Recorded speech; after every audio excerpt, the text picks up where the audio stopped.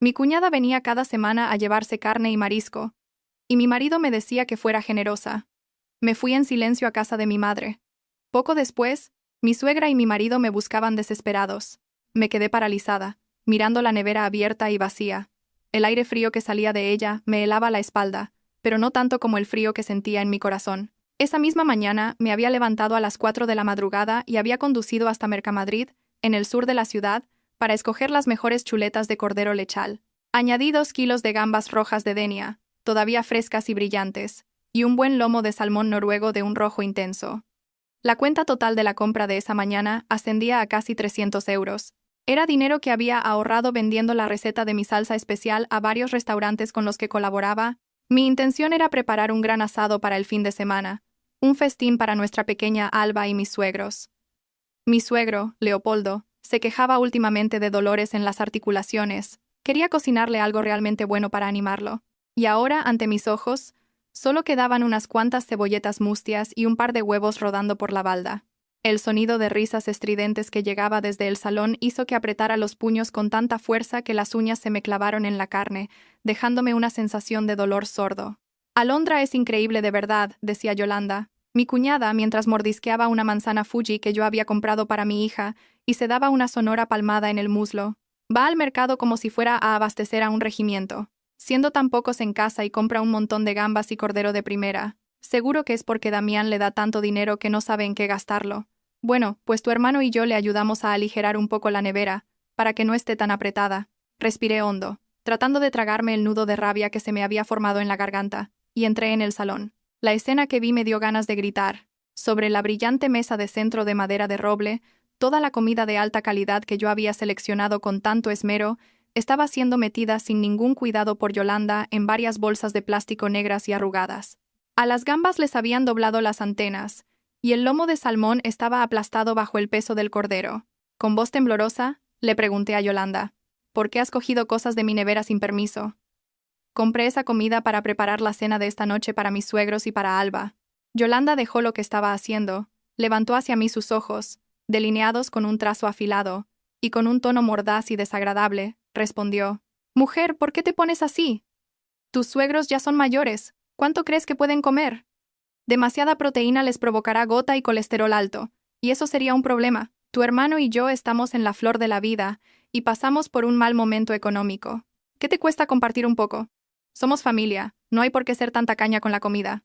Con razón dicen que la gente que se dedica a los negocios es muy miserable. Armando, su marido, estaba sentado a su lado, expulsando una densa nube de humo de su cigarrillo sobre el juego de té de cerámica de Talavera que yo acababa de comprar. Sonrió con desdén. Así es, Alondra. Damián gana buen dinero y tú vives como una reina en casa, sin dar un palo al agua. Solo hemos venido a pedir una pequeña parte de vuestra buena suerte. Y te pones como si te estuviéramos robando. Me giré para mirar a Damián, mi marido. Estaba absorto en su móvil, aparentemente ajeno a la indignación de su esposa. Al notar mi mirada, levantó la vista y agitó la mano con un gesto de hastío. «Venga, Alondra, no seas así. Armando y Yolanda han venido de visita. Si tenemos algo de comida, se la damos para que se la lleven. Ya irás al mercado a comprar otra cosa. No hay por qué poner esa cara y estropear el ambiente familiar». Las palabras de Damián fueron la gota que colmó el vaso. Miré al hombre al que había llamado mi marido durante los últimos 7 años. No tenía ni idea de que, para conseguir el dinero con el que había comprado esa comida, yo había pasado noches en vela perfeccionando recetas y visitando un restaurante tras otro para venderlas. Él todavía pensaba que yo era una simple ama de casa que vivía a su costa, dependiendo de su sueldo de director comercial, siseé cada palabra. «Damián, qué fácil lo dices. Son 300 euros de mi compra. ¿Cuánto dinero me has dado para los gastos de este mes? 500 euros, ¿verdad? 500 euros para la luz, el agua, el colegio de la niña, las medicinas de tus padres y la comida de todo el mes. ¿Acaso crees que soy maga?» El rostro de Damián se ensombreció. Lo que más le importaba era su orgullo, sobre todo delante de su hermano mayor y su cuñada. Golpeó el móvil contra la mesa con fuerza y gritó, «¡Cállate de una vez! ¿Vas a echarnos en cara lo que haces por unas cuantas chuletas? Si no eres capaz de administrarte, ya lo haré yo. Armando. Yolanda. Cogedlo todo y no le hagáis caso. Las mujeres, de tanto estar en casa, se vuelven unas estrechas de mente». Yolanda, satisfecha, se apresuró a coger las bolsas de plástico, con una sonrisa de oreja a oreja. «Eso es. Damián tiene razón. En ese caso, acepto el regalo. Alondra, deberías aprender de tu marido. Bueno, nos vamos ya. Que el niño nos espera en casa. Se fueron, dejando el salón impregnado de un fuerte olor a tabaco y completamente desordenado. Me quedé allí, de pie, con las lágrimas asomando, pero no me atreví a llorar en voz alta por miedo a que mis suegros, que estaban en el piso de arriba, me oyeran. Ya son mayores. No quiero que se preocupen. Arrastrando los pies volví a la cocina. Al ver la tabla de cortar de madera, vacía y solitaria, recordé la época en que era la joven propietaria de la exitosa cadena de restaurantes Sabores de la Villa, famosa en todo Madrid. En aquel entonces mi palabra era ley, dirigía a un centenar de empleados y todos me respetaban. Por amor a Damián, por creer en su promesa de que cuidaría de mí toda la vida, renuncié a toda aquella gloria para convertirme en su apoyo, en una esposa abnegada y una nuera ejemplar. Abrí mi cartera. Solo quedaban unos pocos billetes de poco valor. ¿Qué cenaría mi hija esta noche? Mi suegro tenía dolor en las piernas y necesitaba un buen caldo de huesos para reponerse. ¿De dónde lo sacaría ahora? Damián entró en la cocina. Al verme allí, de pie, no solo no se disculpó, sino que añadió con dureza: «Deja ya de poner esa cara de funeral. Armando está en el paro. ¿Qué tiene de malo que le ayudemos un poco? Tienes que ser más considerada y saber cómo ganarte a la gente». ¿Saber ceder? Me volví para mirar a mi marido, con una mirada gélida. «Qué bien hablas. En estos 7 años, ¿cuántas veces he tenido que ceder yo? ¿Las has contado? Armando está en el paro. Pero cada mes estrena móvil nuevo. Yolanda se queja de pobreza, pero lleva las uñas de gel y bolsos de marca. Y yo, esta blusa que llevo la tengo desde hace 3 años. ¿Lo sabías?» Damián se quedó mudo por un segundo, pero su orgullo masculino era demasiado grande. Agitó la mano y subió las escaleras. «Solo sabes comparar y quejarte. Qué agotador». El sonido de sus pasos retumbando en la escalera era como si pisoteara mi corazón. Me dejé caer al suelo frío de la cocina. Afuera comenzó a llover. Un aguacero de verano que caía a cántaros, como si quisiera arrastrar toda la amargura de mi alma. Pero sabía que esto era solo el principio de una larga serie de días oscuros por venir. Me sequé las lágrimas y me levanté. Fuera como fuera, tenía que preparar algo de cena para mi hija y mis suegros. Puse arroz en una olla, con las manos temblorosas. Quizás mi paciencia había sido confundida con estupidez. Era ya muy tarde. El sonido monótono de un grifo que goteaba en el silencio de la noche resultaba desolador. Sentada en el pequeño escritorio que tenía en un rincón del dormitorio, repasaba el cuaderno de gastos familiares. Las cifras bailaban ante mis ojos, teñidas de rojo. Este mes, otra vez en números rojos. Los ronquidos de Damián resonaban rítmicamente desde la cama. Dormía plácidamente, sin saber que su mujer se devanaba los sesos pensando de dónde sacar el dinero para pagar las clases de inglés de Alba al día siguiente. Abrí un cajón secreto en el fondo del armario y saqué una vieja caja de madera. Dentro guardaba los recibos de las transferencias, las facturas del hospital de mis suegros de los últimos 3 años, todas a mi nombre, Alondra García, pagadora. Recordé cuando llegué a esta casa como nuera, hace 3 años. La familia de mi marido tenía fama de ser de Madrid de toda la vida, con una casa de 3 plantas en una buena calle, pero por dentro estaba vacía. El suegro, Leopoldo, tenía una pensión mísera y siempre estaba enfermo. Damián, en aquel entonces, era solo un empleado de bajo rango, con un sueldo que apenas le llegaba para sus propios gastos. Armando y Yolanda vivían por su cuenta, pero cada 2 por 3 venían a pedir dinero. En una ocasión, mi suegra, Elvira, tuvo que ser operada de cálculos renales. Los gastos de la cirugía y los medicamentos ascendían a más de 1.500 euros. Toda la familia estaba en pánico. Armando se escaqueó, diciendo que tenía el dinero invertido en un terreno que no podía vender. Yolanda se quejó de que su hijo estaba enfermo y que no llegaban a fin de mes. Damián me miró con ojos suplicantes. Así que saqué todos mis ahorros personales de mi época como empresaria y pagué discretamente la factura del hospital. Mi suegra se recuperó y toda la familia estaba feliz. Pero nadie preguntó de dónde había salido el dinero. Simplemente asumieron que era mi responsabilidad. Y así continuó. Las facturas de la luz, del agua, la reparación del tejado que goteaba, la sustitución de la bomba de agua estropeada, todo recaía sobre mí. Acepté trabajos de contabilidad desde casa, vendí mis recetas. Incluso, a veces, a espaldas de mi marido, trabajaba como ayudante de cocina en banquetes de boda los fines de semana para ganar un extra. Miré mis manos bajo la luz amarillenta de la lámpara. Estas manos, que una vez fueron elogiadas por la prensa como manos de oro de la gastronomía, Ahora estaban ásperas y callosas por el detergente y los productos de limpieza. A la mañana siguiente, me levanté temprano como de costumbre. Al bajar las escaleras, oí la voz chillona de Yolanda en el salón.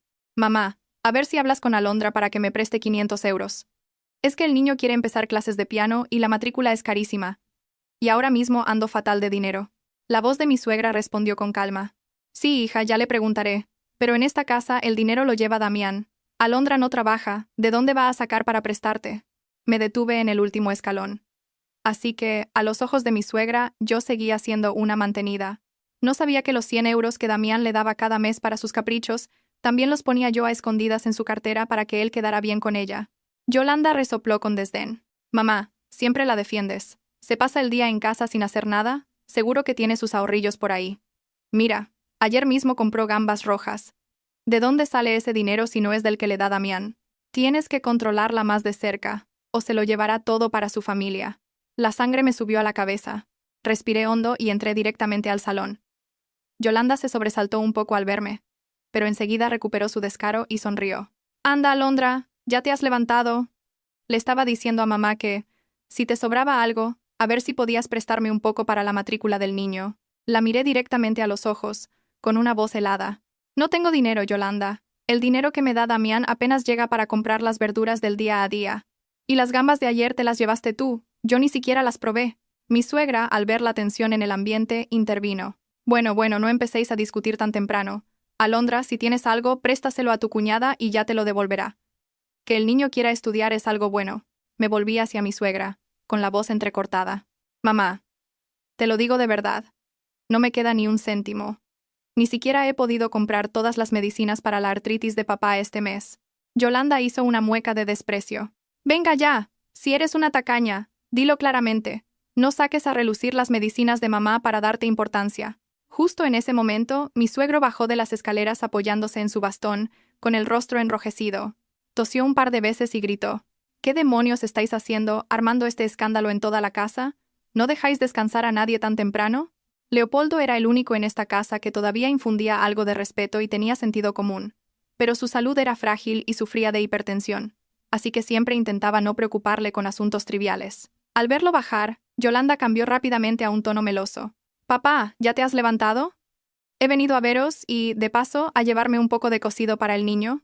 Negué con la cabeza, asqueada, y me fui a la cocina. Un sentimiento de amarga desolación me invadió.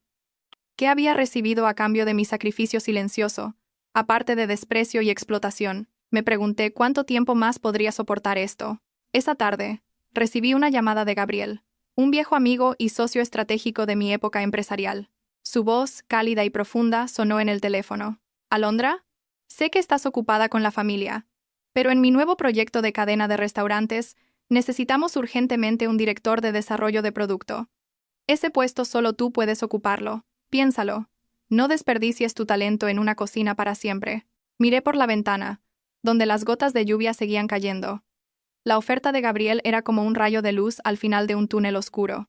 Pero entonces la imagen de mi pequeña Alba y de mi suegro enfermo apareció en mi mente, reteniéndome. Suspiré. «Gracias, Gabriel. Dame un poco más de tiempo para pensarlo». Colgué el teléfono. No sabía que la mayor crisis de mi vida estaba a punto de estallar, forzándome a tomar una decisión que nunca me había atrevido a considerar. 3 días después de la discusión en el salón, el ambiente en casa seguía siendo tan pesado como el plomo. Damián llegaba tarde del trabajo, oliendo a alcohol, y se acostaba sin dirigirme la palabra. Yo seguía cumpliendo mis obligaciones en silencio, pero mi corazón se había enfriado considerablemente. Aquel mediodía, el sol caía a plomo. Estaba limpiando el suelo cuando oí un fuerte golpe procedente de la habitación de mis suegros. El sonido seco de algo cayendo, seguido de un gemido inarticulado. Un mal presentimiento me recorrió. Solté la fregona y subí corriendo las escaleras de 2 en 2. La puerta de la habitación estaba entreabierta. La empujé y me quedé helada. Mi suegro, Leopoldo, yacía en el suelo, convulsionando, con la boca torcida hacia un lado y babeando. Mi suegra estaba a su lado, con el rostro pálido como el papel, temblando tanto que no podía marcar un número en el teléfono. «¡Papá! ¡Papá!», grité, corriendo a sostener su cabeza. Mi experiencia en los cursos de primeros auxilios me decía que estaba sufriendo un derrame cerebral. Traté de mantener la calma, lo coloqué de lado para evitar que se ahogara con su propia saliva, y le grité a mi suegra. «¡Mamá! Llama a una ambulancia. Llama al 112 ahora mismo. Mi suegra pareció volver en sí. Yo no puedo marcar. Llama tú, balbuceó. Le arrebaté el teléfono, marqué el número de emergencias y di la dirección y el estado del paciente con voz clara. Luego, llamé a Damián. El teléfono sonó varias veces, pero nadie contestó. Llamé a Yolanda. El número estaba fuera de cobertura. Apreté los dientes y llamé a Armando. Al otro lado, una voz somnolienta contestó. «Diga, ¿quién es?» «Armando, ven enseguida. Papá ha tenido un derrame, lo llevamos al hospital». «¿Qué? ¿Un derrame?» Vale, voy para allá». Llegó la ambulancia. Mi suegra y yo acompañamos a mi suegro al hospital. Durante todo el trayecto, le sujeté la mano con fuerza, rezando en silencio. Leopoldo, a pesar de su carácter a veces difícil, era quien más me quería en esa casa. A menudo me daba a escondidas algo de su pensión, diciéndome que le comprara fruta a Alba y que no hiciera caso de las cosas de su mujer y sus hijos. En el Hospital La Paz, el médico nos informó de que había sufrido una hemorragia cerebral. Su estado era muy grave y necesitaba ser monitorizado en la unidad de cuidados intensivos. Los costes del tratamiento serían muy elevados. Damián y el matrimonio de Armando llegaron cuando ya había anochecido. El rostro de Damián estaba enrojecido. Probablemente acababa de salir de un bar. Armando tenía el pelo revuelto, y Yolanda, aún así, había tenido tiempo de maquillarse. En cuanto me vio, Damián me espetó. «¿Cómo es que papá se ha puesto así de repente? ¿Qué clase de cuidados le das en casa?» Lo miré, con los ojos encendidos de ira. «¿Me lo preguntas a mí? Esta mañana te dije que la tensión de papá no estaba estable últimamente. ¿Le compraste las pastillas nuevas que te pedí? Dijiste que estabas ocupado, que se te olvidó, y ahora me echas la culpa a mí». Damián se quedó sin palabras. Yolanda, al ver la situación, intervino. Bueno, ahora no es momento de discutir. ¿Qué ha dicho el médico? Les mostré el presupuesto del hospital. El médico dice que hay que adelantar 2.000 euros para las pruebas y los medicamentos especiales. A ver cómo nos organizamos para pagarlo. Los tres se miraron en un silencio aterrador. Armando se rascó la cabeza. «Es que ahora mismo ando fatal de dinero, Alondra. El trabajo está muy flojo». Yolanda continuó. «A mí me pasa lo mismo. Tengo todo el dinero parado en mercancía. ¿Por qué no lo adelantáis vosotros y luego ya os lo devolveremos?» Sonreí con amargura. Ya me sabía este guión de memoria. Otra vez yo. Otra vez Alondra, la que lo adelanta todo. Damián me miró, evitando mi mirada. «Alondra, mira a ver cuánto queda en la cuenta de ahorros y sácalo para pagar lo de papá». Lo miré directamente a los ojos. «¿Qué cuenta de ahorros, Damián? ¿La que vaciaste el mes pasado para invertir en ese negocio con tus amigos que ha sido un fracaso total?» «Ahora mismo no tenemos ni un céntimo». Damián palideció. Su secreto de haber perdido el dinero quedaba expuesto delante de su hermano y su cuñada, humillándolo por completo. Finalmente, suspiré y saqué mi teléfono para llamar a una buena amiga y pedirle un préstamo urgente de 2.000 euros. No podía dejar que mi suegro muriera por la irresponsabilidad de sus hijos. Los días siguientes fueron un infierno. Pasaba las 24 horas en el hospital. Damián se pasaba de vez en cuando un rato y luego se iba, diciendo que tenía mucho trabajo. El matrimonio de Armando y Yolanda desapareció por completo. Solo mi suegra venía a relevarme un par de horas al mediodía. El médico insistió en que la dieta de mi suegro debía ser extremadamente estricta, comida líquida, fácil de digerir, pero rica en nutrientes para ayudar a la recuperación de las células cerebrales. Recordé una receta secreta de mi abuela, un caldo de gallina de corral con hierbas medicinales. Era un plato increíblemente laborioso, que requería cocer a fuego lento una gallina de corral con 12 tipos de hierbas durante 8 horas. Decidí invertir el poco dinero que me quedaba, además de vender el collar de oro que mi madre me regaló en la boda, para comprar los ingredientes. Pasé la noche en vela en la cocina, vigilando el fuego, desespumando el caldo para que quedara claro y puro. El aroma de las hierbas, mezclado con el dulzor de la gallina, llenaba la pequeña cocina, llevando consigo mi esperanza en la recuperación de mi suegro. A la mañana siguiente, temprano, vertí el caldo con cuidado en una fiambrera térmica de 3 pisos. La envolví bien y me fui en moto al hospital. Hacía frío y la niebla cubría el camino. Pero mi corazón se sentía extrañamente cálido. Imaginaba a mi suegro tomando aquel caldo, recuperando el color en sus mejillas. Sonreiría y me acariciaría la cabeza como solía hacer. Pero nunca imaginé que aquel caldo, hecho con tanto esfuerzo y amor, se convertiría en la causa de una tragedia desgarradora que me empujaría a romper con la familia de mi marido para siempre. Al llegar a la puerta de la habitación del hospital, oí risas y conversaciones animadas. La puerta estaba abierta de par en par. Dentro no solo estaban mis suegros y mi marido, sino también Armando y Yolanda. Sobre la mesita junto a la cama había una variedad de recipientes de poliestireno, botellas de vino y un cochinillo asado, brillante y grasiento. Me quedé atónita. Mi suegro acababa de despertar. ¿Cómo podía comer esas cosas? Yolanda estaba partiendo un trozo enorme de piel crujiente y se lo acercaba a la boca. Come, papá, come. Es cochinillo de Segovia, del mejor restaurante. Cuando uno se recupera de una enfermedad, tiene que comer cosas con sustancia para reponer fuerzas. Las sopas aguadas del hospital no hay quien se las trague. Leopoldo miraba el cochinillo con deseo, pero dudaba. El médico me dijo que no comiera grasas. Armando le dio una palmada en el hombro. Bah. Los médicos siempre exageran, papá.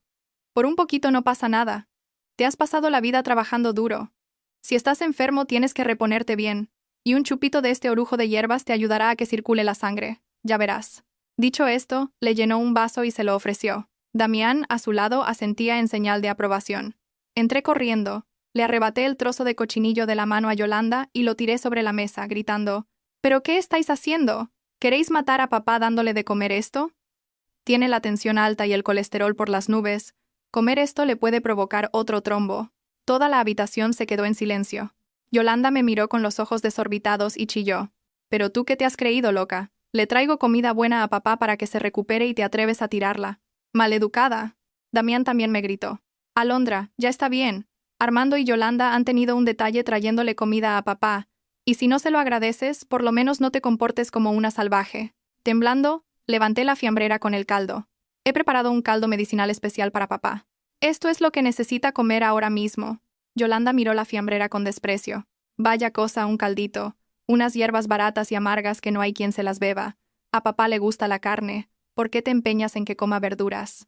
Dicho esto, me dio un fuerte empujón en el brazo. La fiambrera cayó al suelo con estrépito. La tapa se abrió y el valioso caldo de gallina y hierbas, el fruto de toda una noche de trabajo, se derramó por el sucio suelo del hospital. Los delicados trozos de gallina y las hierbas aromáticas se mezclaron con el polvo. Me quedé petrificada, mirando el charco humeante a mis pies. Sentí como si alguien me estrujara el corazón. No era solo por el desperdicio. Era la humillación. El desprecio hacia mi esfuerzo y mi amor. Mi suegro miró el caldo derramado con una expresión de pesar, pero no se atrevió a defenderme ante la agresividad de sus hijos. Levanté la vista hacia ellos. 4 pares de ojos me miraban sin una pizca de remordimiento, solo con desafío y desdén. En ese preciso instante, mi suegro se llevó las manos al pecho. Su rostro se puso morado, balbuceó algo ininteligible y se desplomó en la cama. El monitor cardíaco a su lado comenzó a emitir un pitido agudo y ensordecedor. ¡Papá! ¡Papá! Los gritos desesperados llenaron la habitación. Médicos y enfermeras entraron corriendo.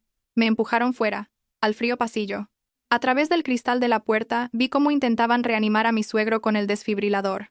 Las lágrimas me quemaban las mejillas. Supe que en el momento en que la fiambrera cayó al suelo, el último hilo que me unía a esa familia se había roto para siempre. La puerta de la UCI se cerró de golpe ante mí, y la luz roja se encendió como un mal presagio. Mi suegra se desplomó en una silla del pasillo, llorando desconsoladamente, mientras los otros 3, pálidos pero aún culpándose unos a otros, permanecían de pie. El jefe de servicio salió, con el rostro contraído por la ira. Se quitó la mascarilla y nos miró fijamente. ¿Quién? ¿Quién le ha dado al paciente alcohol y comida grasienta? ¿Saben que casi lo matan? La tensión del paciente se disparó. Sufrió una segunda hemorragia cerebral y su estado es extremadamente crítico. Si no hubiéramos actuado a tiempo, no habría sobrevivido. Damián se acercó temblando. Doctor, solo queríamos que se repusiera. El médico lo interrumpió bruscamente. ¿Reponerse o envenenarlo? Les advertí una y otra vez que la dieta debía seguirse de forma estricta, sin grasas animales ni estimulantes. ¿Creen que las palabras de un médico son aire? Ahora prepárense para lo peor. Las posibilidades de recuperación son muy bajas. Si sobrevive, probablemente quedará paralítico y necesitará cuidados de por vida. Dicho esto, se dio la vuelta y se fue, dejando un silencio sepulcral en el pasillo. Yolanda, tras el susto inicial, recuperó su descaro habitual. Se giró bruscamente y me señaló con el dedo. Es tu culpa, todo es por tu culpa. ¿Para qué tenías que traer ese estúpido caldo y montar este numerito? Si no hubieras entrado armando jaleo y discutiendo, ¿crees que papá se habría alterado tanto como para tener una recaída? La miré fijamente incrédula. El descaro de esa mujer superaba todos los límites. Me reí con amargura. Yolanda, encima de ladrona, ¿pones la denuncia? Fuiste tú quien tiró mi caldo. Fuiste tú quien le metió el cochinillo por la boca a papá. Fue tu marido quien le sirvió el orujo. ¿Y ahora me echas la culpa a mí? Armando saltó a defender a su mujer. ¡Cállate! Mi mujer lo hizo con buena intención, solo que no sabía y se equivocó. Pero tú, como nuera de esta casa, al ver que tus cuñados se equivocaban, en lugar de impedirlo con mano izquierda, te pusiste a gritar como una fiera, asustando a papá. Tú eres la principal culpable. Me giré hacia Damián, esperando una palabra de justicia, pero no. Me miró con odio. Armando tiene razón. Siempre vas de sabelo todo, de ser superior. ¿Qué clase de esposa eres que desestabilizas a toda la familia? Si a papá le pasa algo, no te lo perdonaré jamás. Las palabras de Damián fueron como una puñalada directa al corazón, acabando con el poco afecto que quedaba entre nosotros. 7 años de mi juventud, 7 años de sacrificio, 7 años de paciencia, y a cambio recibía esta crueldad infinita. Miré a Damián, miré esos rostros egoístas y codiciosos, y de repente me di cuenta de que ya no pertenecía a ese lugar. Había intentado reparar un jarrón roto, solo para que los mismos trozos me cortaran las manos. Me sequé las lágrimas y levanté la cabeza, mirándolo directamente a los ojos. De acuerdo. Si eso es lo que piensas, entonces ya no me queda nada que lamentar. Me voy. Os devolveré la paz a vuestra familia. A partir de ahora, vuestras vidas, vuestras alegrías y vuestras penas son responsabilidad vuestra. No volváis a buscarme nunca más. Dicho esto, me di la vuelta y me fui. Oí la voz de mi suegra a lo lejos. Alondra, ¿a dónde vas? Tu suegro está aquí. No me giré. Temía que, si lo hacía, la debilidad acabaría con la poca cordura que me quedaba. Cogí un taxi a casa y empaqué mi ropa y la de mi hija. Esta casa, cada rincón que había cuidado con tanto esmero, ahora me parecía extraña y fría. Solo cogí lo que nos pertenecía a mi hija y a mí. Ropa vieja, algunos de sus juguetes, y lo más importante, mi cuaderno de recetas. Mi único y más preciado tesoro. Saqué a Alba, profundamente dormida, de la casa. Esa noche no había luna. El cielo estaba negro como el carbón, pero en mi interior ardía una llama de determinación. Empezaría de nuevo. No permitiría que nadie nos pisoteara nunca más. Alquilé una habitación en un pequeño hotel cerca del colegio de Alba. Esa noche no dormí. Abrazada a mi hija, escuchando su respiración acompasada, supe que no podía permitirme caer. Abrí la agenda de mi móvil y mi dedo se detuvo en el nombre de Gabriel. Hacía 3 años que no contactaba con él, desde el día en que decidí retirarme para ser ama de casa. Gabriel era mi amigo del alma, la persona que me ayudó a construir la marca Sabores de la Villa desde el principio. Cuando abandoné el proyecto se enfadó mucho, pero respetó mi decisión. Respiré hondo y pulsé el botón de llamar. A los 2 tonos, contestó. ¿Diga? ¿Quién es? Su voz sonaba somnolienta, pero seguía siendo cálida y familiar. Gabriel, soy yo, Alondra. Hubo un silencio al otro lado de la línea, y luego su voz se volvió completamente despierta. Alondra, ¿te ha pasado algo? Tu voz suena extraña. Hacía 3 años que no me llamabas. Yo... quería preguntarte si tu oferta del otro día sigue en pie. Quiero volver a trabajar. Gabriel no preguntó por qué. No me reprochó nada. Solo dijo brevemente, mañana a las 8, ven a la oficina. Te veo aquí. Ese puesto sigue guardado para ti. A la mañana siguiente, dejé a mi hija en el colegio y fui directamente a la sede del grupo empresarial de Gabriel. De pie frente al imponente rascacielos, viendo mi reflejo en el cristal, una mujer demacrada, vestida de forma anticuada, sentí un poco de vergüenza. Pero al recordar la mirada despectiva de la familia de mi marido, apreté los puños. Yo no era una fracasada. Yo era Alondra García, la que dio alma a platos que enamoraron a miles de comensales. Gabriel me recibió en su lujoso despacho. No pudo ocultar su sorpresa al ver mi aspecto descuidado, pero su mirada seguía llena de respeto. Has adelgazado mucho, Alondra. ¿La vida de casada no era como soñabas? Sonreí con tristeza y negué con la cabeza. Es una larga historia. Te la contaré cuando tengamos tiempo. Ahora necesito dinero, necesito un trabajo. Me he separado. Estoy criando a mi hija sola.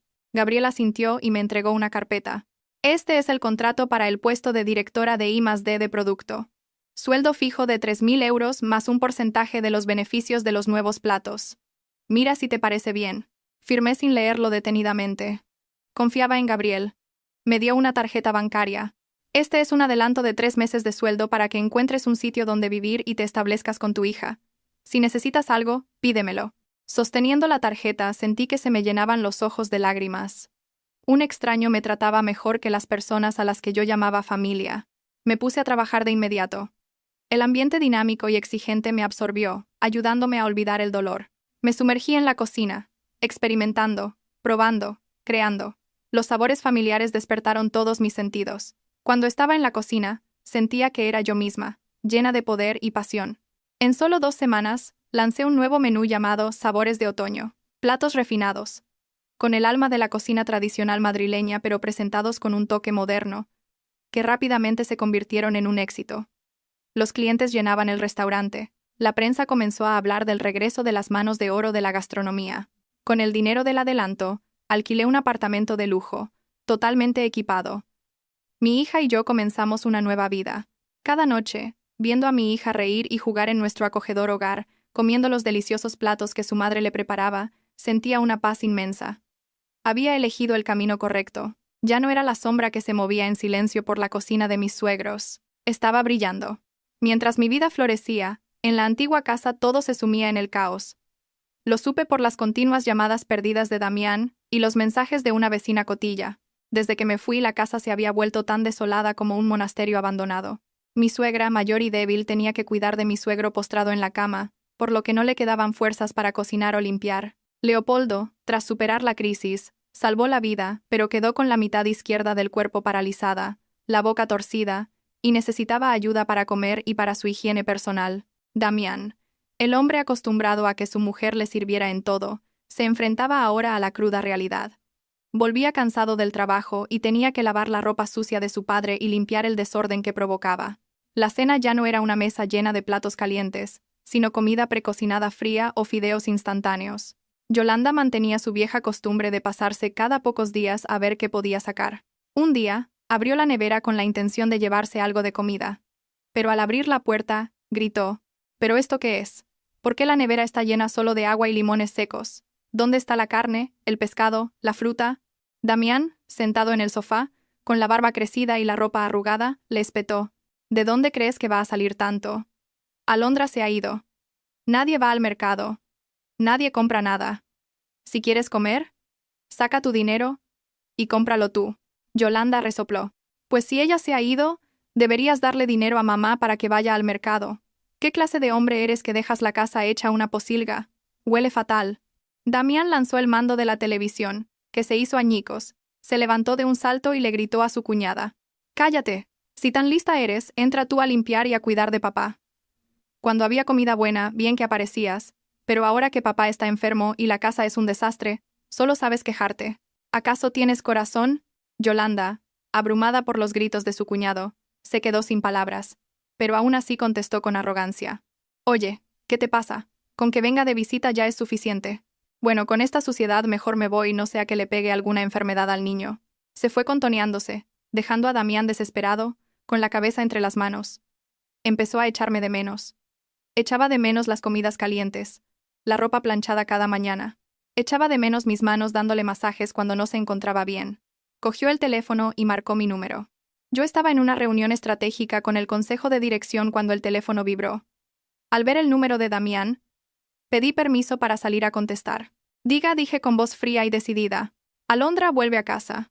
Papá está muy enfermo, mamá está débil y yo no puedo con todo. La casa está hecha un asco. Vuelve para limpiar y cocinar para papá. Siento lo del otro día. No te enfades como una niña». Me pareció ridículo. A estas alturas, todavía pensaba que estaba enfadada como una niña, y me veía como una sirvienta gratuita. «Damián, no estoy enfadada, solo estoy viviendo mi vida. Tus padres son tus padres, es tu responsabilidad cuidarlos. Yo ya he servido a tu familia más que suficiente. Ahora estoy ocupada, tengo que colgar». «No, Alondra, no tengo dinero. ¿Puedes enviarme algo para las medicinas de papá?». Me reí con desdén. «¿Dinero? Dile a Armando y Yolanda que vendan alguno de sus bolsos de marca para comprar las medicinas. O vende tu orgullo. A ver cuánto te dan por él». Colgué y bloqueé su número. Sabía que era cruel, pero con gente como ellos, la bondad mal empleada es solo estupidez. Volví a la sala de reuniones y continué con mi presentación sobre el nuevo proyecto. En la pantalla, las imágenes de platos coloridos brillaban, como el futuro que se abría ante mí, pero sabía que la tormenta no había amainado. Mi fama pronto llegaría a sus oídos, y la codicia de esas personas volvería a despertar, trayendo consigo problemas que no podía prever, especialmente de Armando, mi cuñado, un hombre lleno de artimañas y malicia. 3 meses habían pasado desde mi partida. No era mucho tiempo, pero fue suficiente para una transformación completa. Ya no era el ama de casa despeinada que olía a aceite y a guisos. Ahora, frente al espejo, sonreía a mi reflejo. Una Alondra García segura de sí misma, radiante con un elegante traje de chaqueta, el pelo ondulado y un maquillaje discreto pero sofisticado. Esa mañana tenía una grabación para el programa Cocina con las Estrellas, emitido en horario de máxima audiencia en la televisión nacional. Era una oportunidad de oro para promocionar la cadena de restaurantes Sabores de la Villa y consolidar mi marca personal. Las luces del plató me daban de lleno, pero no me deslumbraban. Al contrario, sentía que volvía a vivir mis días de gloria. Bienvenidos, soy Alondra García. Hoy les traigo el secreto de un plato perdido de la realeza española: la tierra y mar. Una terrina de foie con gelatina de chacoli sobre un carpaccio de carabinero. Mis manos se movían con agilidad, cortando, montando, decorando. Cada gesto era tan fluido como una danza, dejando asombrados al equipo de rodaje y al presentador. El aroma de los ingredientes inundaba el plató. Al terminar la grabación, el director aplaudió sin cesar. «Fantástico, Alondra. Eres tan natural ante la cámara, y tienes una elegancia. Este episodio va a tener una audiencia récord». Sonreí y di las gracias. Al salir de los estudios, el coche de lujo de la empresa ya me esperaba. Me recosté en el asiento, relajada y feliz. Mis ingresos actuales no solo me habían permitido saldar viejas deudas, sino también comprar un apartamento de lujo de 3 habitaciones con vistas a la Sierra de Guadarrama. Esa tarde recogí a Alba del colegio. En cuanto la niña me vio bajar de aquel coche tan bonito, gritó de alegría y corrió a mis brazos. «Mamá, hoy mis amigos te han visto en la tele del comedor. Dicen que eres tan guapa como una Miss». La abracé, aspirando el dulce aroma de su pelo. «¿Y tú? ¿Estás orgullosa de mamá?» «Sí, te quiero más que a nadie en el mundo». La llevé a nuestra nueva casa. El apartamento era espacioso, impecable, decorado con un estilo moderno y acogedor. En la cocina, la nevera de 2 puertas estaba siempre llena de productos frescos. Se acabó tener que contar cada céntimo en el mercado. Le preparé sus platos favoritos. Cenamos juntas, riendo y charlando. A veces, la felicidad es tan simple como ser dueña de tu propia vida y darle a tu hija una vida plena. Mientras tanto, en el viejo barrio obrero donde vivía la familia de mi marido, reinaba una atmósfera sombría. Damián estaba sentado, apático, frente al viejo televisor que retransmitía mi programa de cocina. Me veía en la pantalla. Guapa, exitosa, aclamada por todos. Y luego se miraba a sí mismo. La camisa arrugada, la barriga cervecera, el rostro demacrado por la falta de sueño. Una vecina entró y al ver lo que miraba Damián, comentó con sorna: «Mírala tu mujer. En cuanto te dejó, ha subido como la espuma. Cuando estaba en casa sirviéndoos, la tratabais a patadas. Ahora es toda una señora. ¿Te arrepientes, eh?» Damián apagó la tele de un golpe. «Cállese. No es tan lista. Solo ha tenido suerte y se ha encontrado a un ricachón que la mantiene. Mujerzuela desagradecida». Aunque de boca para afuera se mostraba duro, por dentro lo corroían la envidia y el remordimiento. Sabía que había perdido una joya pensando que era una simple piedra del camino. Mi fama no solo provocó la envidia de Damián, sino que también despertó la codicia sin fondo de Armando y Yolanda. Armando llevaba mucho tiempo en el paro tras perder una fortuna en el juego y estaba ahogado por las deudas. Los acreedores llamaban a su puerta a diario. Al verme en la tele como directora de una gran corporación gastronómica, sus ojos se iluminaron. Le dijo a Yolanda: «Oye, la tonta de Alondra está en un puesto muy alto. Dirige toda una cadena de restaurantes, seguro que tiene mucho poder. Podríamos pedirle que me meta a trabajar ahí». Yolanda le contestó con desdén: «¿Estás loco? Nos odia a muerte. Jamás nos ayudaría».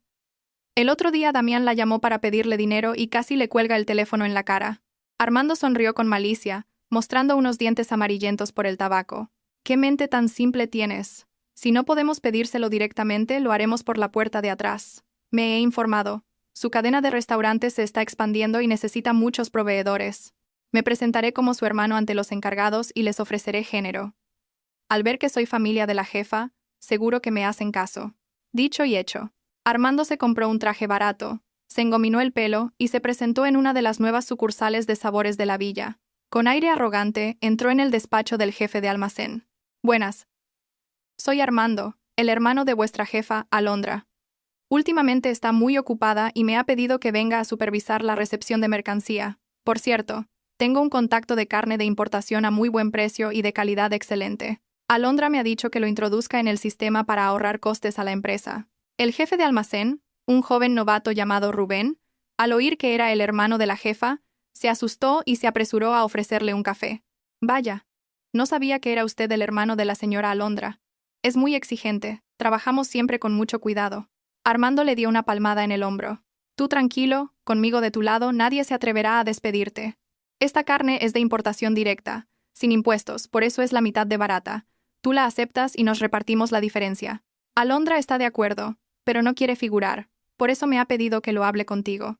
Rubén, al oír que había dinero de por medio, y confiando en que era el hermano de la jefa, bajó la guardia. Claro, claro, perfecto. Envíe la mercancía cuando quiera, la recibiré de inmediato. Así fue como Armando empezó a colar lotes de carne de origen dudoso. Carne de búfalo congelada que hacía pasar por ternera, e incluso carne en mal estado tratada con productos químicos para disimular el olor. Él y Rubén falsificaban los albaranes, inflaban los precios y se repartían los beneficios. Con cada entrega, Armando ganaba una pequeña fortuna. Con dinero en el bolsillo, él y Yolanda volvieron a la vida de lujos. Compraban ropa, iban a restaurantes caros y lo publicaban todo en Facebook. Armando incluso alardeaba ante los vecinos de que era mi asistente personal. Yo, desde la oficina central, ocupada con las estrategias de marketing, no podía supervisar cada factura de cada sucursal. Confiaba en el riguroso proceso de control que había establecido. Nunca imaginé que el gusano que pudría la manzana era de mi propia familia. Una noche, revisando los informes de ventas, noté algo extraño. Los costes de materia prima en la sucursal del oeste habían bajado drásticamente, pero los beneficios no aumentaban en proporción. Mientras tanto, las quejas de los clientes sobre la calidad del solomillo habían aumentado. Mi instinto me dijo que algo iba mal. Decidí que a la mañana siguiente iría personalmente a hacer una inspección por sorpresa. Pero llegué tarde. La bomba de relojería que Armando había colocado estalló antes de lo previsto. A la mañana siguiente, me despertó el sonido incesante del teléfono. Apenas contesté. Oí la voz preocupada de Gabriel. Alondra, mira las noticias en internet ahora mismo. Ha pasado algo grave.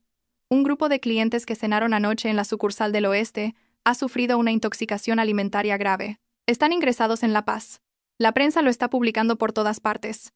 Salté de la cama, abrí el portátil y me encontré con una serie de titulares sensacionalistas en negrita.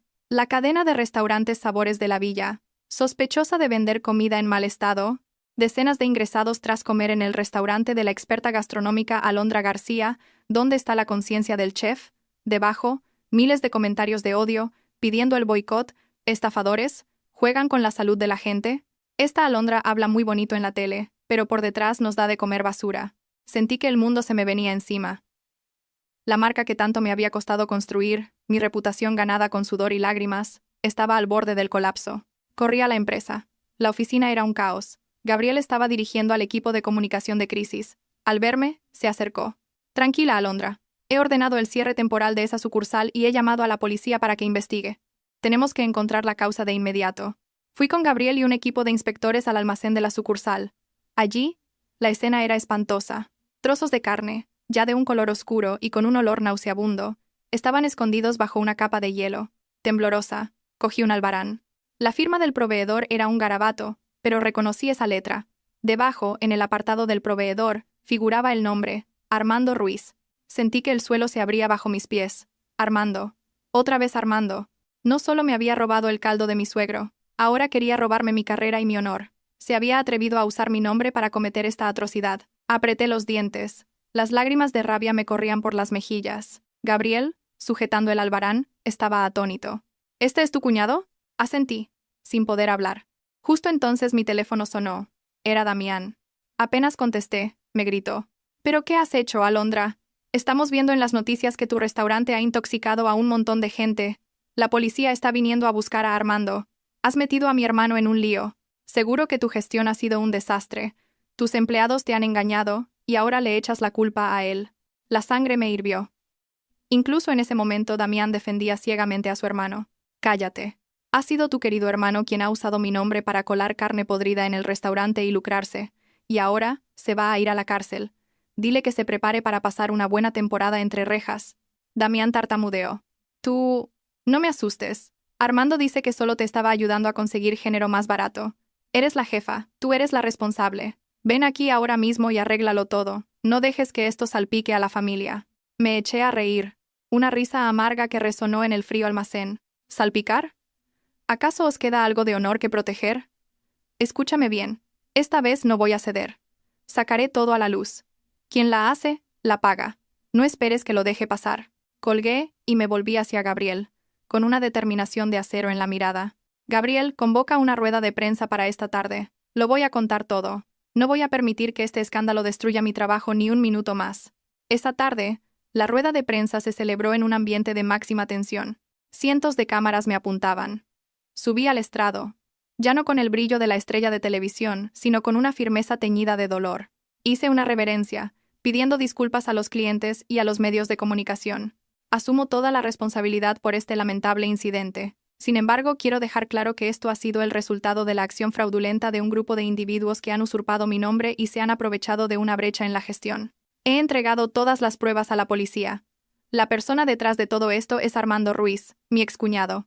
Mi familia política y yo estamos separados y no tenemos ninguna relación. Lo demandaré para que se haga justicia, por mi marca y por mí misma. Mi declaración contundente fue como una bomba en la sala.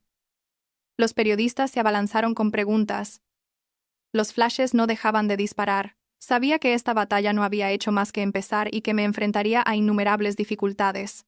Pero no tenía miedo, porque detrás de mí estaba mi hija y, a mi lado, compañeros leales. Inmediatamente después de la impactante rueda de prensa, la opinión pública dio un giro radical. Aquellos que ayer me lapidaban sin piedad, ahora me mostraban su apoyo y comprensión. Me llamaban una mujer valiente, que se atrevía a denunciar el mal, incluso si venía de su propia familia.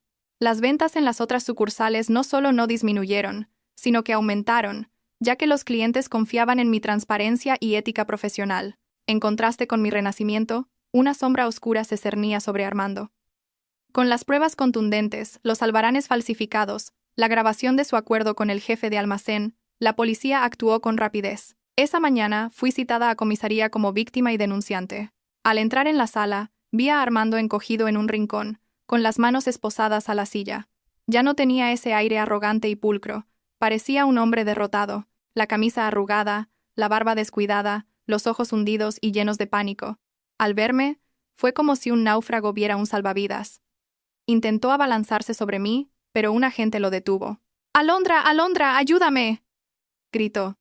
«Sé que me he equivocado. Lo hice porque estaba desesperado. No quería hacerte daño. Retira la denuncia, por favor, te lo suplico». Lo miré sin una pizca de emoción. Me senté frente a él y dije con una calma glacial. «Armando, ¿dices que no querías hacerme daño? Usaste mi nombre. Metiste carne podrida en mi restaurante. Intoxicaste a decenas de personas. Casi destruyes la marca que tanto me costó construir. Eso es intentar matarme. Matar mi reputación y mi honor». Armando rompió a llorar como un niño. «Me equivoqué, fui un estúpido. Por el bien de la familia, por tus suegros, perdóname esta vez. Si voy a la cárcel, ¿qué será de mi mujer y de mi hijo? Si tus suegros se enteran, se morirán del disgusto». Me reí con amargura. «¿Ahora te acuerdas de tu mujer, de tu hijo y de tus padres? Cuando te gastabas el dinero sucio en lujos, ¿pensaste en las consecuencias? Cuando tiraste el caldo medicinal de tu padre, ¿pensaste en la familia? No te preocupes, la ley es justa. Quien la hace, la paga».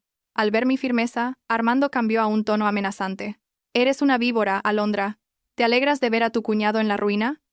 Aunque me muera, volveré como un fantasma para atormentarte». Me levanté, me ajusté la chaqueta y lo miré por última vez con lástima. «No hace falta que vuelvas como un fantasma. Vive y paga tu deuda. La indemnización a las víctimas y los daños a la empresa ascienden a varios cientos de miles de euros. Ve preparándote para vender tu casa». Salí de la comisaría y respiré hondo. El cielo después de la tormenta estaba despejado. Sabía que había hecho lo correcto. La compasión fuera de lugar es complicidad con el mal. Pocos días después, la noticia de la detención de Armando se extendió por el barrio. La gente murmuraba, señalando la casa de mis suegros. La puerta de hierro estaba siempre cerrada. Me contaron que mi suegra lloraba sin consuelo y que Damián se había encerrado en casa, sin atreverse a salir por la vergüenza. Armando fue puesto en prisión preventiva a la espera de juicio. La enorme deuda por las indemnizaciones y las multas cayó sobre su familia como una losa. El banco embargó su casa, ya que la había hipotecado para financiar su negocio ilegal. Fue entonces cuando Yolanda mostró su verdadera cara. Me enteré por mi vecina, que seguía llamándome a escondidas. Me dijo que esa mañana había un gran alboroto en casa de Armando. La curiosidad me pudo y fui a echar un vistazo. Desde lejos vi una escena caótica. Yolanda estaba dirigiendo a unos mozos de mudanzas que sacaban todo de la casa. La televisión, la nevera, el sofá. No dejaba nada. Mi suegra estaba a su lado, aferrada a un ventilador, suplicando: «Yolanda, hija, ¿qué haces? Tu marido está en problemas, y en lugar de ayudarlo te llevas todo. Si te lo llevas, ¿qué vamos a usar?». Yolanda le apartó la mano bruscamente. «Suélteme. ¿Mi marido? Ese inútil se va a pudrir en la cárcel. Tengo que mirar por mí. Esta casa la van a embargar. Si no me voy ahora, ¿dónde voy a vivir? Me vuelvo a casa de mi madre». Damián salió corriendo de la casa, con el rostro enrojecido. «Yolanda, ya está bien. Mi hermano te ha tratado como a una reina, y ahora que ha caído, le das la espalda. Deja al menos los muebles para mis padres». Yolanda se encaró con él. «¿Y tú quién eres para decir nada? Otro inútil.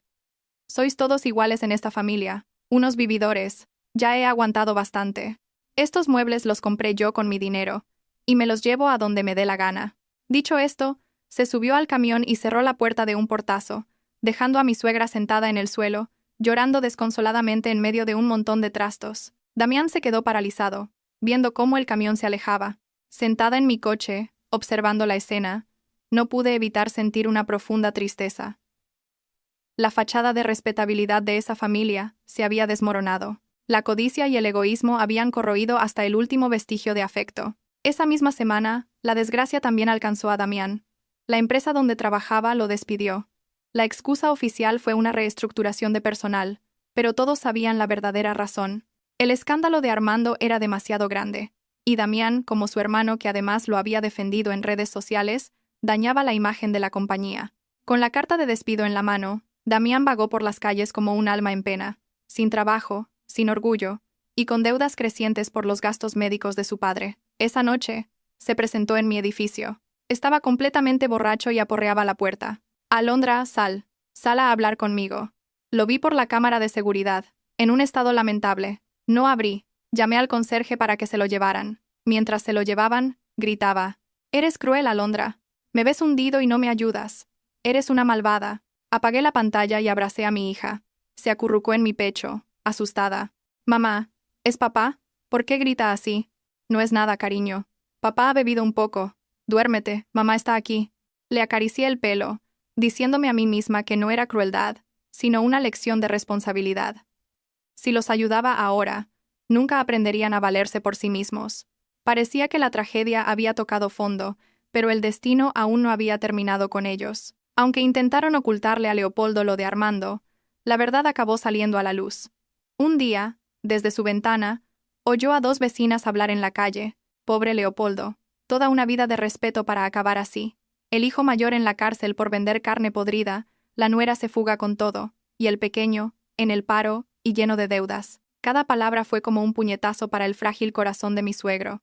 Intentó levantarse, llamar a su mujer para pedir explicaciones, pero un dolor agudo le oprimió el pecho. Se agarró el corazón, boqueando en busca de aire, y se desplomó en la cama. Cuando mi suegra entró con la comida, ya lo encontró inmóvil, con el rostro amoratado. El grito que lanzó resonó por toda la casa. En el hospital, el médico les comunicó que Leopoldo había sufrido un infarto agudo. Su vida pendía de un hilo. Necesitaba una operación de bypass urgente, esa misma noche, o no sobreviviría. El coste: 15.000 euros. 15.000 euros. La cifra sonó como una sentencia de muerte para Damián y su madre. No tenían un céntimo. La casa estaba hipotecada. Nadie les prestaba dinero. Damián se derrumbó en el pasillo del hospital, desesperado. Su madre lloraba sin consuelo. Damián sacó su teléfono. En su lista de contactos solo quedaba un nombre que podía salvarlos: el mío. Pero sus dedos temblaban. Recordaba sus duras palabras, su crueldad al echarme de casa. Su orgullo y su culpa le impedían llamar. Pero el pitido del monitor en la UCI era como una cuenta atrás. Apretó los dientes, cerró los ojos y marcó. Mi teléfono sonó cuando estaba acostando a mi hija. Al ver el número de Damián, dudé, pero un mal presentimiento me hizo contestar. «Diga». Hubo un silencio, y luego oí el sollozo de Damián. «Alondra, salva a papá. Se está muriendo, Alondra». Mi corazón dio un vuelco. A pesar de todo el rencor por Leopoldo, aún sentía el cariño de una nuera que él había protegido. ¿Qué le pasa? Explícamelo.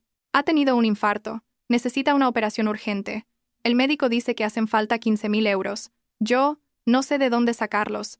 Te lo ruego, salva a papá. Te lo suplico. Su voz estaba rota por la desesperación. ¿En qué hospital estáis? En el Hospital del Corazón. Voy para allá. Colgué, aturdida. 15.000 euros no era una cantidad pequeña, pero podía permitírmelo. Sin embargo, salvar a Leopoldo significaba volver a involucrarme con la familia de la que tanto había luchado por escapar. Miré a Alba, dormida. Su abuelo se estaba muriendo. Si no lo ayudaba, ¿podría vivir con mi conciencia? ¿Y qué pensaría mi hija de mí cuando creciera? Me levanté y me vestí rápidamente. Abrí la caja fuerte y cogí el dinero y las tarjetas. Cuando llegué al hospital, Damián estaba arrodillado frente a la puerta de la UCI. Su madre, apoyada en la pared, tenía la mirada perdida. Al verme, fue como si volviera a la vida. Corrió hacia mí y me agarró las manos. Alondra, hija, salva a tu suegro. Te lo ruego. Sé que me he equivocado, pero sálvalo. Miré a la mujer que me había despreciado, que había animado a su hijo a abandonarme. Ahora, demacrada y humillada, me suplicaba. No sentí satisfacción, solo una profunda tristeza. La ayudé a levantarse. Mamá, por favor. He venido por papá, por el cariño que siempre me tuvo y por Alba. Me volví hacia Damián, que me miraba con una mezcla de gratitud y remordimiento. Levántate. Llévame a pagar. Damián se levantó torpemente y me guió hasta la ventanilla de administración. Cuando me vio pagar los 15.000 euros con la tarjeta sin dudarlo, agachó la cabeza y las lágrimas cayeron al suelo. Comprendió que la distancia entre nosotros ya no era solo de dinero, sino de una dignidad que él nunca alcanzaría. La puerta del quirófano se abrió y Leopoldo fue trasladado dentro. La luz roja de operando se encendió. Me senté en una silla, comenzando una larga noche de vigilia junto a las personas que una vez fueron mi familia, pero que ahora me resultaban más extrañas que desconocidos. 5 horas pasaron como una eternidad. Cuando la luz del quirófano se apagó, el cirujano salió. Parecía cansado pero aliviado. La operación ha sido un éxito. El paciente está fuera de peligro, pero su estado es muy delicado. Necesitará cuidados intensivos. Mi suegra rompió a llorar, un llanto de alivio y arrepentimiento. Damián se desplomó en la silla, con el rostro entre las manos, los hombros sacudidos por los sollozos. Respiré aliviada y me levanté. Papá está bien. Quedaos a cuidarlo. Yo me voy. Mañana tengo que llevar a la niña al colegio. Damián se levantó de un salto y me sujetó la manga. Alondra, no te vayas. Quiero hablar contigo. Le aparté la mano suavemente y lo miré a los ojos.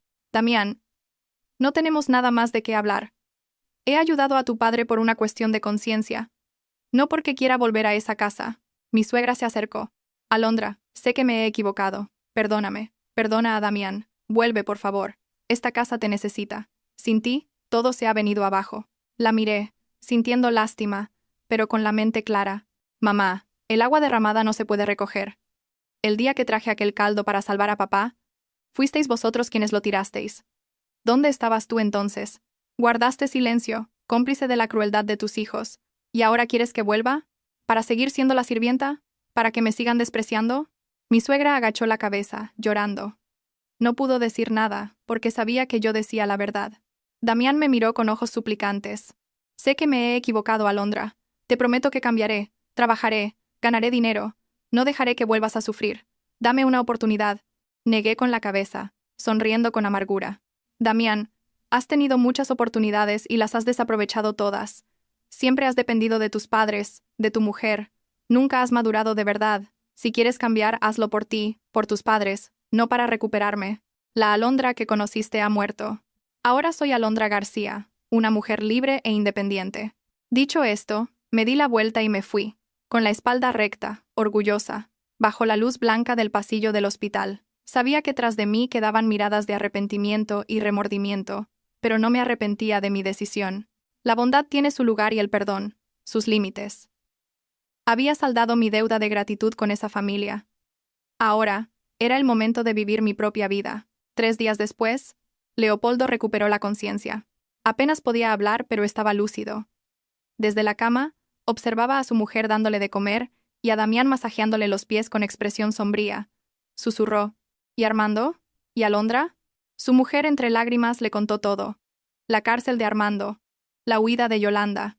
el despido de Damián, y cómo yo había pagado 15.000 euros para salvarle la vida. Al oírlo, 2 lágrimas rodaron por las mejillas arrugadas de mi suegro. Cerró los ojos, el pecho subiéndole y bajándole con dolor. No era el dolor de la herida, sino el de un padre fracasado. Se dio cuenta de que su permisividad había creado hijos egoístas y débiles. Había perdido a la mejor nuera por sus propios prejuicios. Le hizo un gesto a Damián para que se acercara. «Papá, lo siento», dijo Damián, sin atreverse a mirarlo a los ojos. Leopoldo le apretó la mano. «Hijo, tienes que empezar de nuevo. Sin depender de nadie». Alondra tenía razón. «Sí, papá, lo sé. Empezaré de nuevo». «No volveré a decepcionaros», respondió Damián, con las lágrimas cayendo sobre la mano de su padre. Esa tarde fui a visitarlo. Llevé un jarrón de azucenas blancas, sus flores favoritas. Al verme, Leopoldo intentó sonreír. Su mirada estaba llena de gratitud.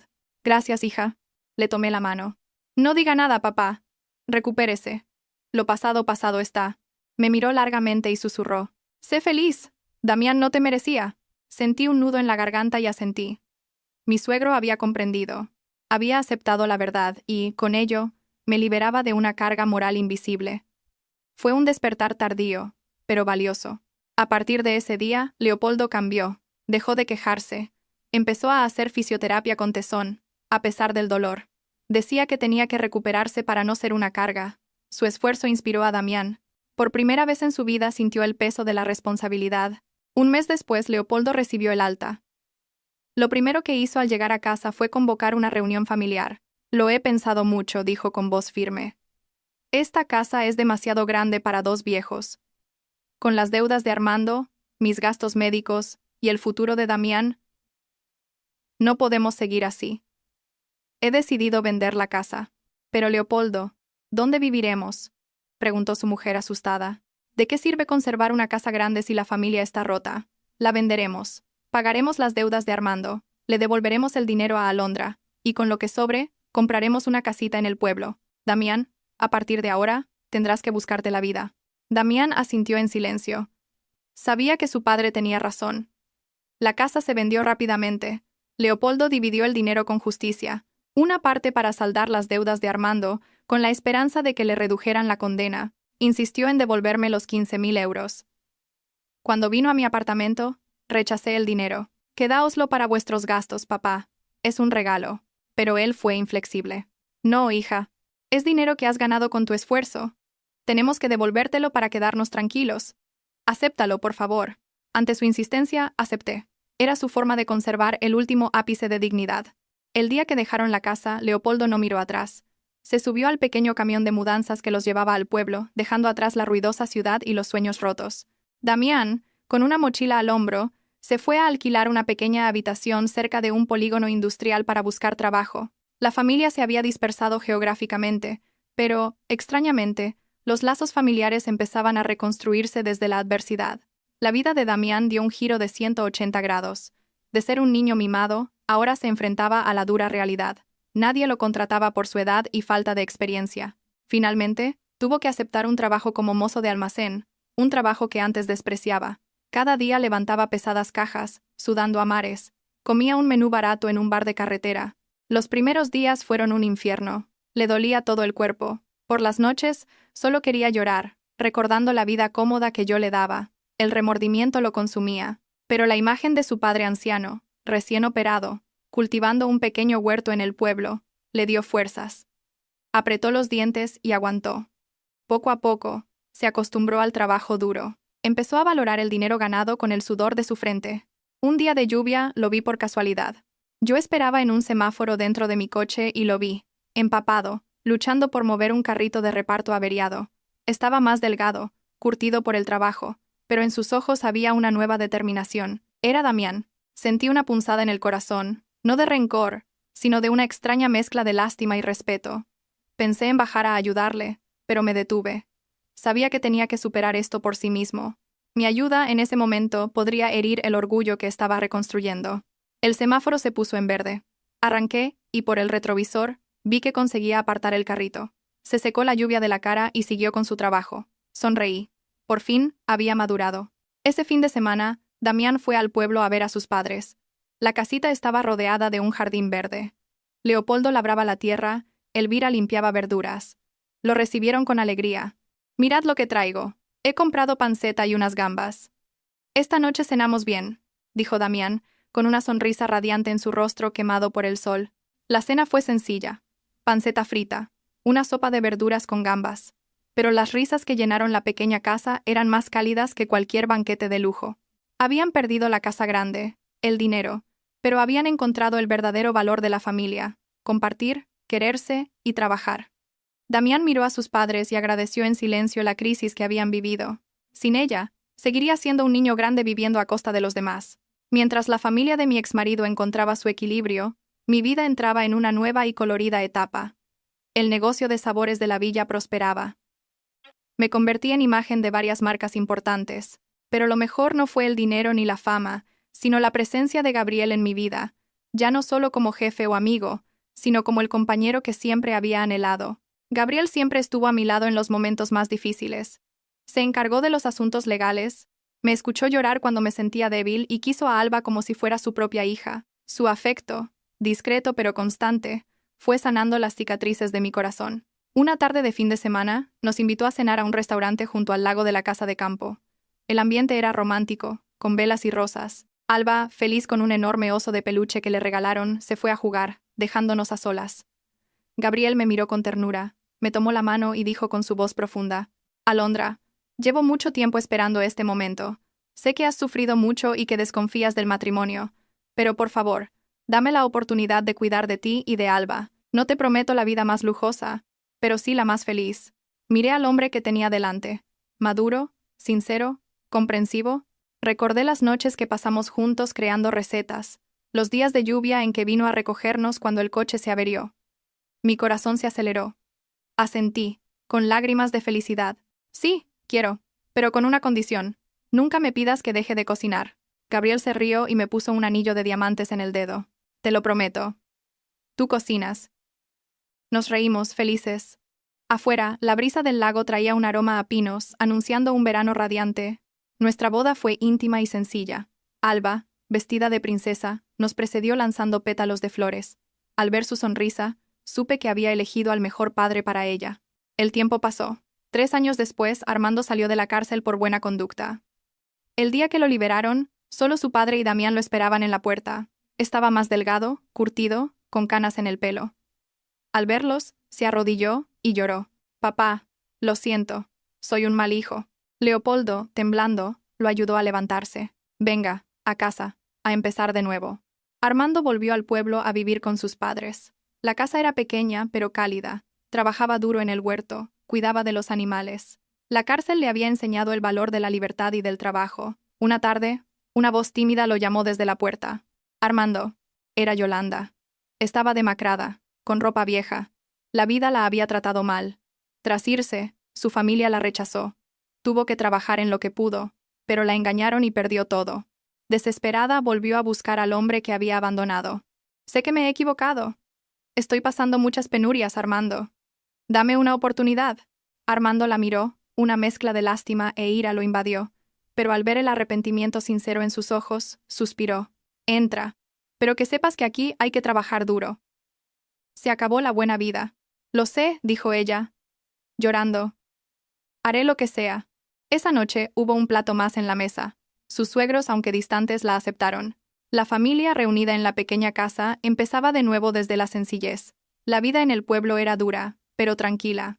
Armando y Yolanda pidieron un pequeño préstamo y montaron un puesto de verduras y huevos de corral en el mercado. Con su experiencia, pero esta vez con honradez, el negocio empezó a funcionar. Damián seguía trabajando en la ciudad, pero cada fin de semana volvía al pueblo a ayudar. Aún no se había casado. Decía que quería centrarse en su carrera. A veces me llamaba para preguntar por Alba, siempre con respeto. Alondra me dijo una vez: Armando y Yolanda han cambiado mucho. Quieren venir a Madrid a pedirte perdón en persona. Mis padres también preguntan mucho por ti y por la niña. Sonreí, aliviada. Me alegro mucho por vosotros. Diles que ya lo he olvidado todo. Cuando pueda, llevaré a la niña de visita. Mi perdón fue como liberarles de un gran peso. Ya no eran ricos, pero habían encontrado la riqueza del afecto y la bondad. Por mi parte, Sabores de la Villa se expandió a nivel internacional. Gabriel y yo acabábamos de volver de un exitoso viaje de negocios a Francia. Alba ya era una niña mayor, buena estudiante y muy unida a Gabriel, y pronto tendría un hermanito. Mi felicidad era completa. Sentía que todas las tormentas del pasado solo habían servido para apreciar más la calma del presente. Llegó otra primavera. El ambiente festivo de la Navidad llenaba las calles. Ese año le propuse a Gabriel pasar la Nochebuena en el pueblo con mis antiguos suegros. Aceptó encantado. El coche avanzaba por una carretera rural, entre campos verdes. Cuando llegamos, me sorprendió el cambio. La casita estaba recién pintada, el patio limpio, un emparrado lleno de uvas y gallinas correteando. Toda la familia nos esperaba en la puerta. ¡Abuelos!, gritó Alba, corriendo a los brazos de Leopoldo. Nos recibieron con una alegría sincera. Alondra, qué alegría verte, dijo mi ex-suegra, con los ojos húmedos. Hola, Gabriel, gracias por cuidar tan bien de ellas, dijo Leopoldo, dándole la mano. Yolanda se acercó, tímida. Alondra, perdóname por todo. Le tomé la mano. Yolanda, lo pasado, pasado está. Mírate. Estás radiante. Es Navidad. Hay que estar alegres. Nos sentamos todos juntos a la mesa de Nochebuena. La comida era sencilla: cordero asado, ensalada de la huerta, turrón casero, todo hecho por ellos. Pero me supo a gloria. Leopoldo levantó su copa de vino. Hoy es el día más feliz de mi vida. Mis hijos, mis nietos, todos juntos. Después de tantas tormentas, hemos aprendido el verdadero valor de la familia. Hijos, sed siempre buenas personas. Brindamos. El sonido de las copas se mezcló con las risas. El sol de invierno entraba por la ventana, iluminando los rostros felices. Miré a Gabriel, a mi hija, a la familia de mi exmarido, y sentí una gratitud inmensa. La vida tiene sus curvas, pero si uno vive con honestidad y bondad, al final del camino siempre hay flores y frutos dulces. La historia termina aquí, pero el eco sobre la condición humana, sobre el karma y la compasión, perdura. Nadie es perfecto, y todos cometemos errores. Lo importante es saber levantarse, arrepentirse, y valorar lo que de verdad importa. La venganza más dulce no es hacer sufrir al otro, sino que vea tu propia felicidad y crecimiento, y que eso le sirva de espejo para cambiar. Alondra eligió soltar el rencor y sanar con generosidad, y a cambio encontró una paz completa. La familia de Leopoldo, tras perderlo todo materialmente, encontró el tesoro incalculable de la unión y la conciencia. La felicidad no está en una casa grande, sino en una cena humilde llena de risas, en el cuidado sincero entre los seres queridos. Que esta historia nos sirva para valorar a nuestras familias, para vivir con compasión y para confiar en que, al final, el bien siempre prevalece, y un corazón limpio ilumina el camino.